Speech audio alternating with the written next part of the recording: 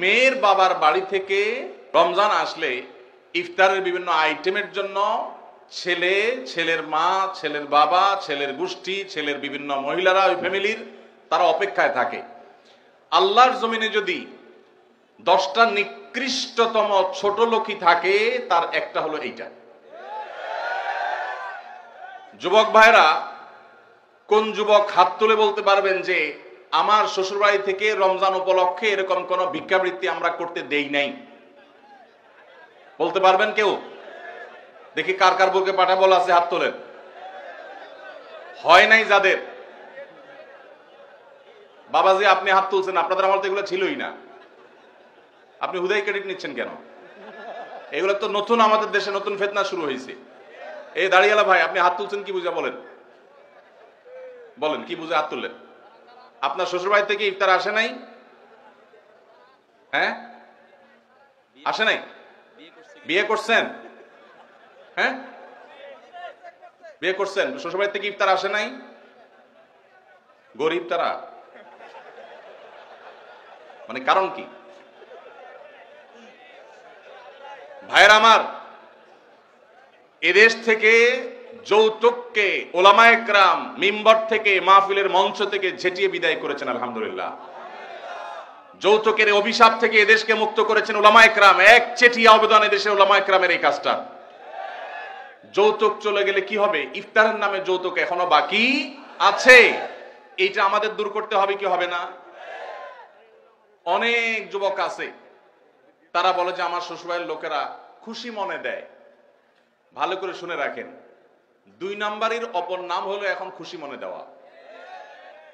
ঘুষখোর সেও বলে খুশি হয়ে দিস, যৌতুকখোর সেও বলে বেহিসাব খুশি হয়ে দিস। শুধু খুশি হয়ে না, জোর করেও দেয়। জোর করে দিবে না কি করবে? তার মেয়েটার শান্তি দরকার তার।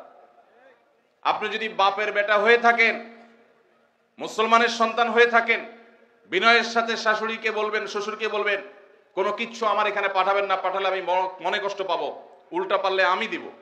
একটা কথা আমি সবসময় বলি ভাই, একটা মেয়েকে কষ্ট করে গর্ভধারণ করা, জন্মের পর থেকে নিয়ে তাদেরকে পড়ালেখা ভরণ পোষণ দিয়ে বড় করে যখন সে সার্বিকভাবে একজন পূর্ণাঙ্গ মানুষে পরিণত হয়েছে, সুশিক্ষিত হয়েছে, সুস্থ সবল হয়েছে, সুঠামদেহী হয়েছে, তখন তাকে ছেলে পক্ষের হাতে তুলে দেয়। সারা জীবন এই মহিলাটার পেছনে ইনভেস্ট করেছে কে? তার বাবা মা। আর ভোগ করছে কে? স্বামী এবং স্বামীর ফ্যামিলি। ঠিক না ভাই? ঠিক।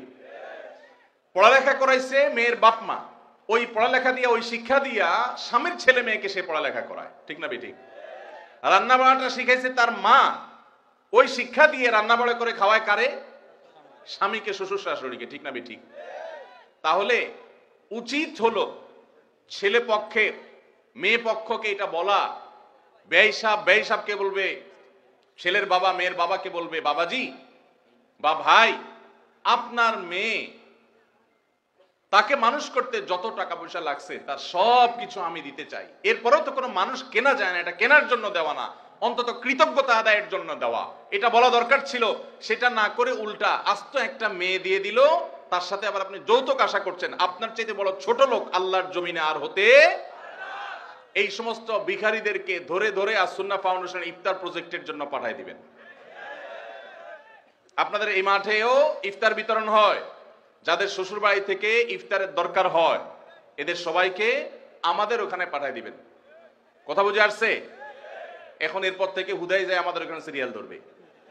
সিরিয়াল ধরলে সবাই ইফতার পাবে। শর্ত হলো সে প্রকাশ্যে ঘোষণা দিবে, আমি শ্বশুরবাড়ি থেকে ইফতার প্রত্যাশী ছিলাম, কিন্তু সেখান থেকে ইফতার পাওয়ার কোনো ক্ষীণতম সম্ভাবনা না থাকায় আমি নিরুপায় হয়ে এখন আস-সুন্নাহ ফাউন্ডেশনের দ্বারস্থ হয়েছি। এইটা যদি আপনি ঘোষণা দিতে পারেন, আমাদের দিতে কোনো অসুবিধা নেই ইনশাআল্লাহ। ভাইরা আমার, এই কুসংস্কার আমরা দূর করবো তো ইনশাআল্লাহ। খুশি মনে বলতে কোনো কিচ্ছু নাই। খবরদার, মেয়ে পক্ষ যদি ইফতার পাঠায়, ছেলে পক্ষ পাঠায় না কেন? মেয়ে পক্ষ যদি 2 আনা পাঠায়, ছেলে পক্ষ 4 আনা পাঠানো উচিত।